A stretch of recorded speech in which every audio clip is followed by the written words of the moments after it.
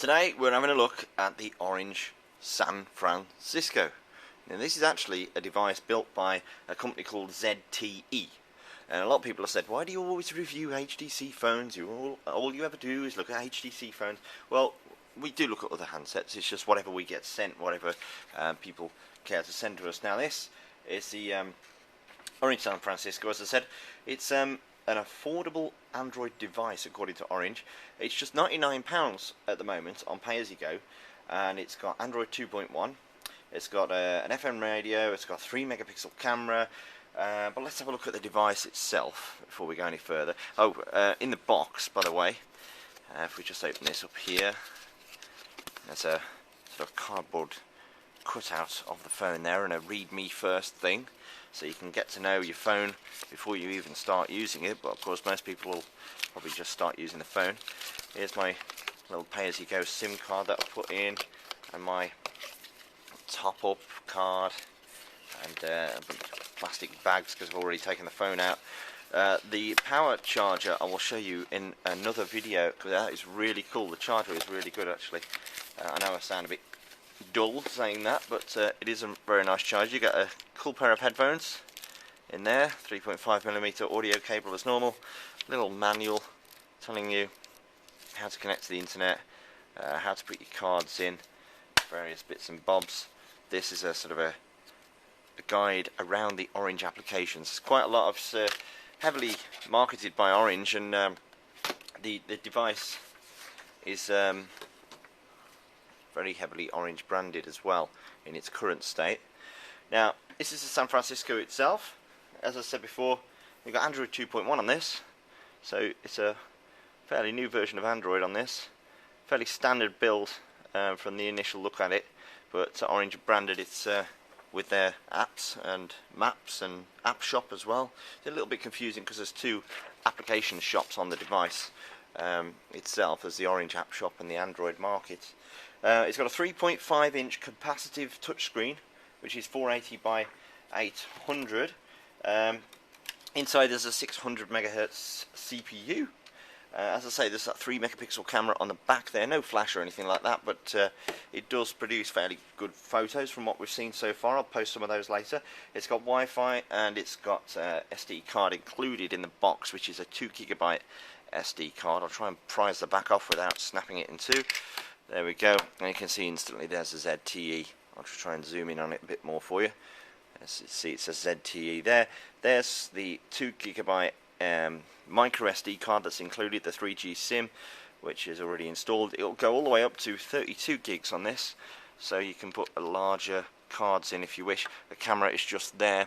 There is a plastic cover on the camera. The volume controls are on the right here, up and down, as you can see. It's got 3G plus, as Orange calls HSDPA.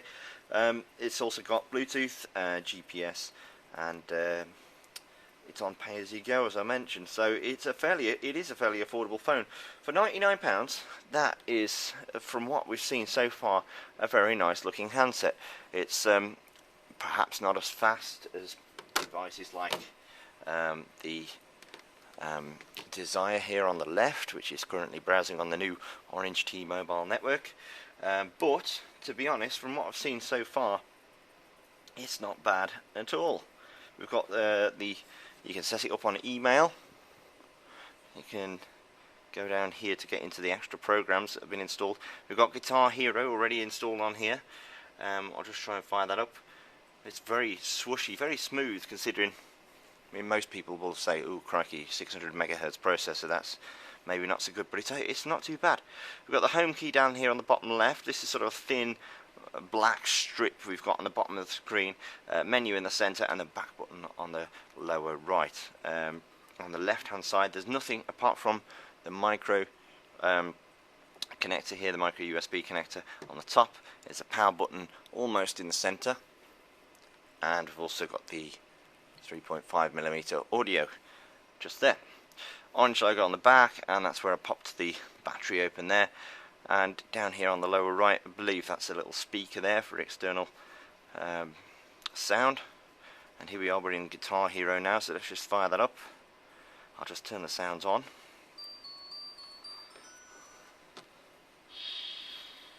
going to give you a really quick overview of this phone. We've only got this handset for the weekend, so it is the 9th of October today. If you can get your questions in really quickly onto coolsmartphone.com, not through the YouTube channel, we will try to answer them tomorrow. We've only got this device literally over this weekend. We're down in London tomorrow for on Monday rather for the Microsoft announcement, but that's another thing. Do you want to connect to the internet? I'm going to say no on that one because I've only got a GPRS connection. This is not going to work, is it? I need an internet connection. Let's just say yes then. Register me. Okay, that's not going to work, but there's it's always whenever I want to demo something, I've got a GPRS connection. Here's the app shop, the orange app shop. As you can see, it's downloading the catalogue. There's lots of applications you can download from there. This is different to a separate entity to the Android market, which is installed on there as well. So as I say, because it's an Orange device and Orange brought this to market, I don't think other networks are going to be selling this particular ZTE handset.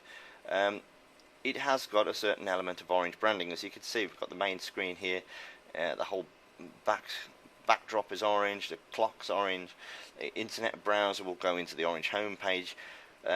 You've got the Orange Maps, you've got Orange App Shop, you've got the Orange Mail application. All these buttons down here are all Orange branded. You click that, you go into your Orange text messaging feature, obviously.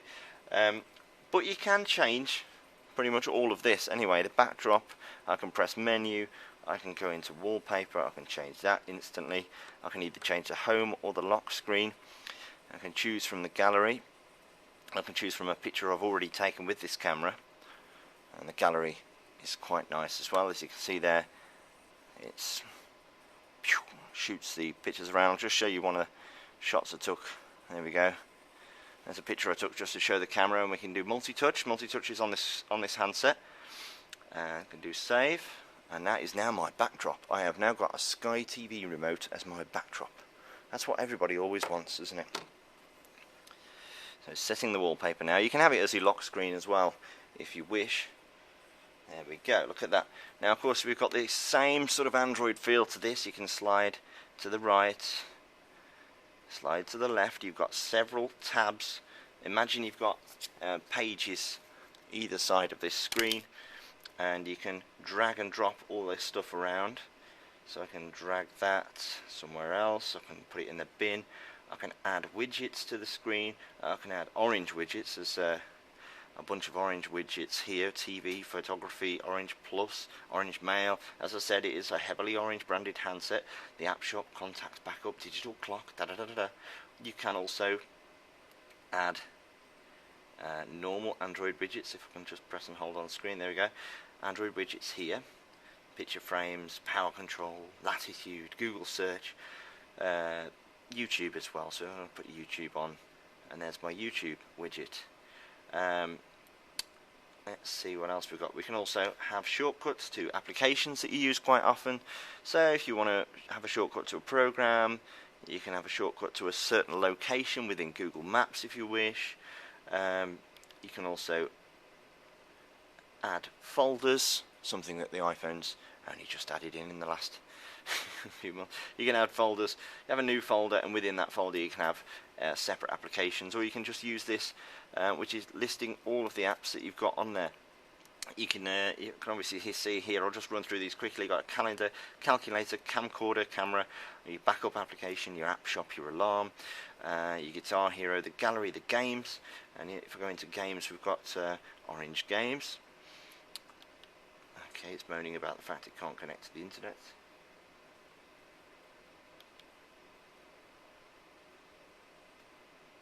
We've got messages. There's the Android market. We've got music. We can play music. There's an FM radio built into this as well, don't forget. So if I plug that headphone in, I should be able to listen to the radio. Let's just see. If I go into music, let's just see. There we go. That's going to list all the music I've already downloaded. We've got TV, we've got videos, sound recorder. Here's the ringtone, so we can change the ringtones very easily. and we've got a weather application, your Orange application where you can access your account presumably, and another game which I can't get into, but so you can pretty much see from there it's not a bad handset at all. I am quite impressed with it, considering this is £99 with I think a £10 top up included in that. For the majority, okay, it hasn't got the 1 GHz processor, okay, it hasn't got maybe the build quality of a HTC device, okay, it hasn't got the high resolution camera, but for a 3 megapixel camera, for a device that runs very smoothly indeed, you can adjust all this home screen, you can remove the main bulk of these orange widgets if you don't want them. You can go further obviously by hacking the ROM, etc. But for a pay-as-you-go handset with access to the Android market and thousands of applications, it is totally customizable, and it is just as good, I believe, as some more expensive devices out there. So it's definitely worth considering, and that is the Orange San Francisco. We'll bring you a bit more information and another video tomorrow on this one, but do get your questions in to coolsmartphone.com.